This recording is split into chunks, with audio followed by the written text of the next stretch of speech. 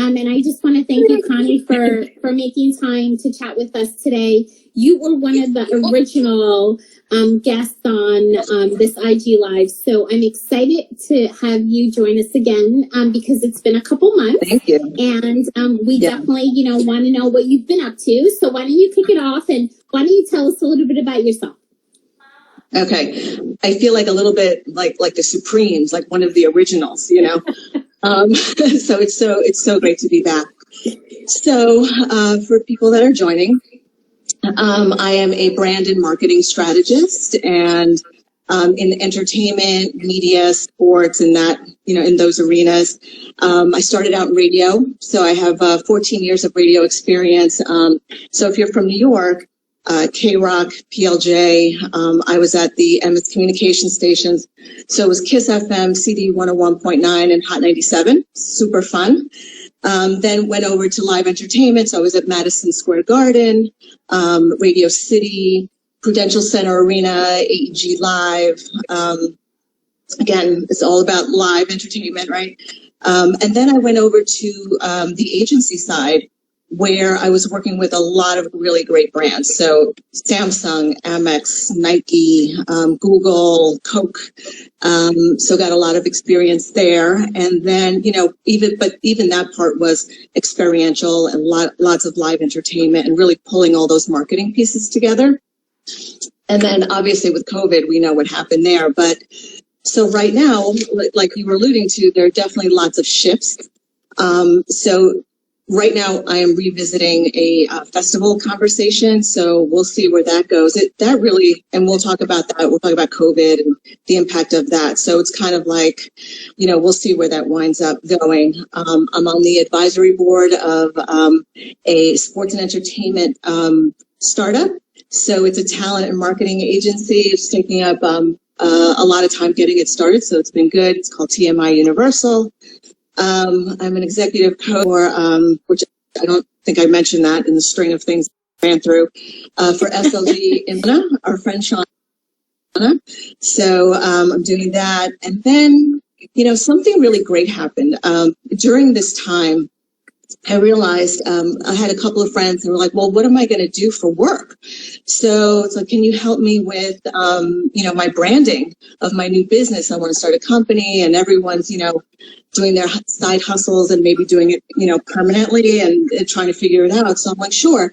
And then one other person started to ask me, then another person. I'm like, there's something here.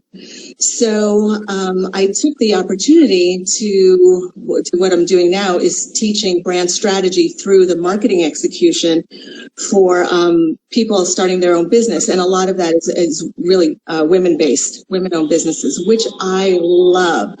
So I've met so many great women that are starting their own companies. And so I literally just launching that. I don't have the website up yet, but it's I have my Instagram up now today. So, and I told you that it was coming, but I haven't really said anything to anyone. So until I was formalizing it, but on Instagram, I'm at _Hello Clementine. So you can find me there, and all my brand marketing. The company name is Clementine, which I'm so excited about. And so I'm doing that, and I'm just throwing myself into that because, during this time while we're trying to figure out where the entertainment industry is going, this is very meaningful to me. And I'm getting such joy from it.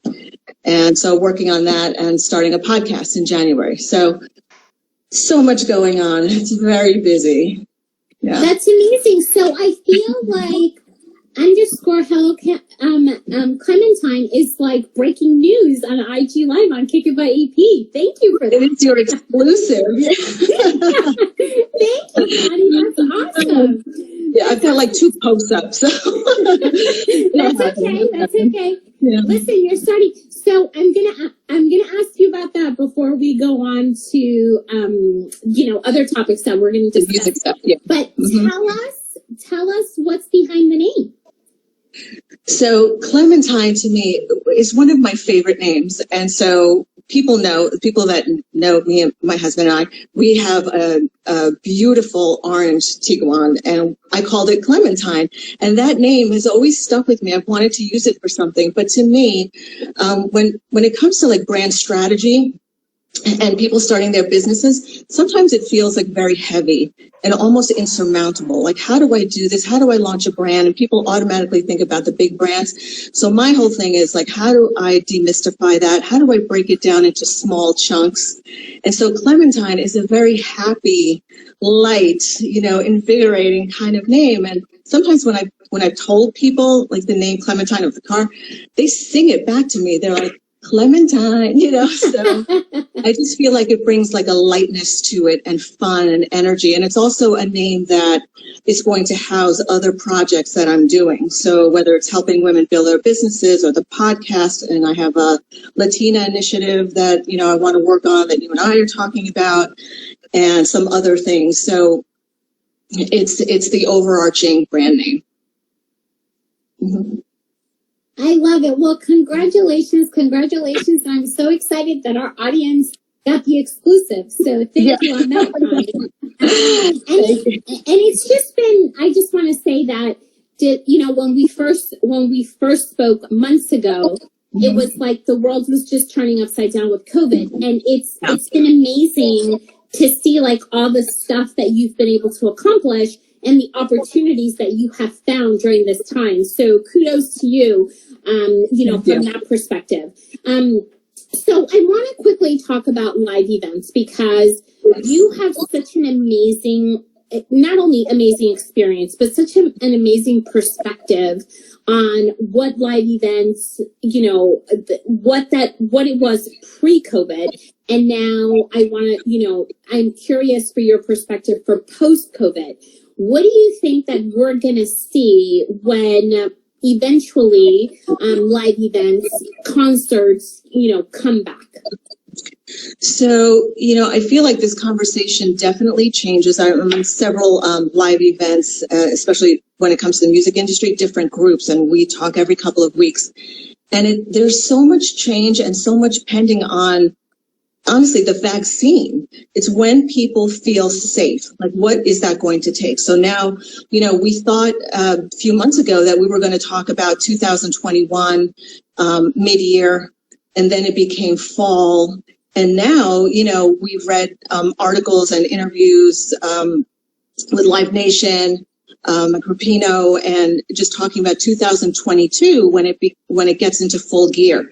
So everyone that I've spoken to from the venue side and from the concert promoter side right now is talking about health and safety. And so there's so much money being put into security and safety measures from a health perspective and other things that are going on in the world. But that also leads to a conversation about, let's say there's testing done and there's these disinfecting tunnels that are, or areas going in and out of the venues. If you have an app, or there are all these apps now that are being developed and tracking systems and things like that, people are concerned about the information that's being put in them and where is their information going. Yeah. So, that is something that has to be dealt with, because, you want the public to trust you. You also need to keep them safe. So right now, where they may be, not working so much in parallel, it's going in that direction, because those are the things that have to be considered. And, people are just dying now to like get back into a live event situation. And I know there's been a lot of content, a lot of virtual events, things like that, but they don't replace the live experience. Right. There's just nothing like it, Yeah. There's something tangible. There's something about being around people and the energy. And listen, I'm ready for it. I had tickets, sitting in the drawer. I had Elton John and Bon Jovi and Motley Crue. Don't judge me. But, it was just like, I have all these tickets in there and I'm ready to go. So I completely understand that. Yeah. Yeah. And Connie, what are your thoughts from an artist's perspective, right? So there's so many artists who have done, virtual events. I mean, I'm curious, based on your experience, what do you think they're thinking? So some of my friends, I'm not in artist management, but the ones that are like, okay, this person and that person, they're getting a little,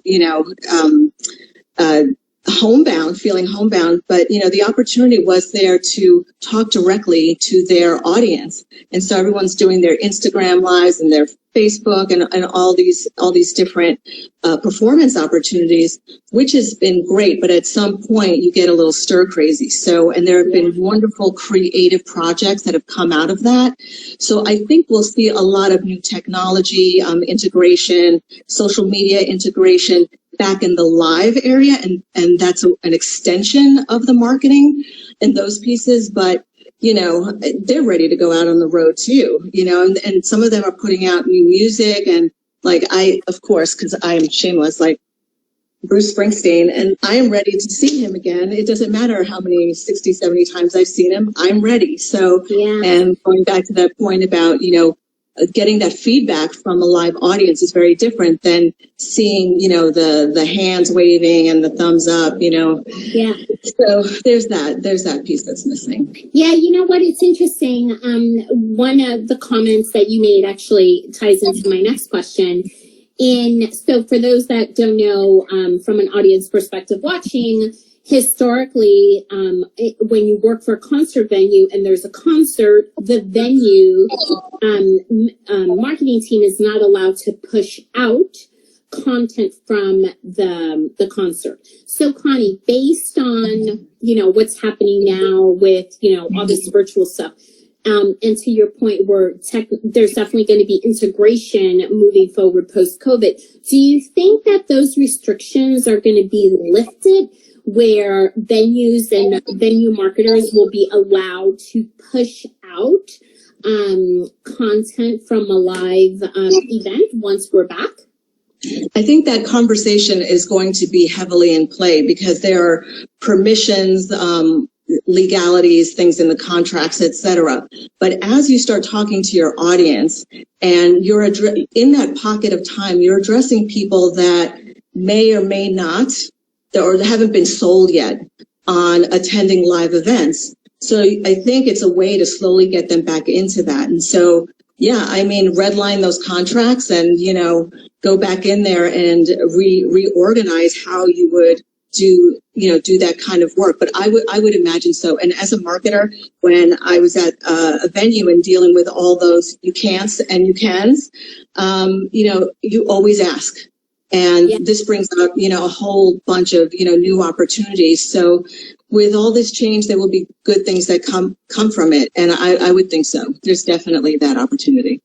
Yeah, I feel from my perspective, just in terms of watching how everything has been unfolding, I think that for lack of a better word, the cookie cutter, template in regards to this is what you could do for every live show, that's going to be turned on its head, because when we go back to being in an arena or in a ballpark or in a stadium, like everything's going to be so different that, we're going to have to rewrite the norm for sure.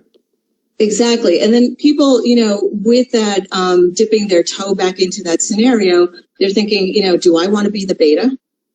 Going back in there. So there has to be a lot of confidence, to go back in there. And the other point I wanted to make also was that you've got brands that have these partnerships and sponsorships, with the band, with the venue, with the teams, right? And so, this whole, hole in that, in that brand marketing piece, they're going to want to go back and fill that. And that's the opportunity to be creative and launch new things and new opportunities. So I say everything's on the table until it's not. Yeah, no, I agree with you. And it's actually really nice to hear your thoughts and your validation on that based on your experience, because I think that, things are definitely not going to be the same, when, whether it's next fall or early 2022. So tell us, shifting gears a little bit, looking ahead to 2021, you're launching a podcast. Can you give us a little bit more intel on that? Yes. So I actually did the trailer, which it's so funny to be in radio, and I never wanted to be. I've done like commercials if I had to fill in for somebody or whatever, but to be the voice of something, I'm like, ugh. But it was kind of fun. So it's called the Swerve and Other Great Decisions. So what that talks about is I'm going to be interviewing guests and talking about my own experiences about career paths that have changed, or when you talk about, you know what, this is what I'm doing and this is my lane. And, you know what, I want to do something different. I want to have a side business. I want 3 things at once, or, you know, it's time to change my trajectory. There's so many people that you and I know that are doing what is, you know, considered different things, you know, and so I'm having those conversations to inspire other people to take a leap. You know, to have the faith in themselves, to make those kinds of changes or do multiple things. And people's lives are so interesting.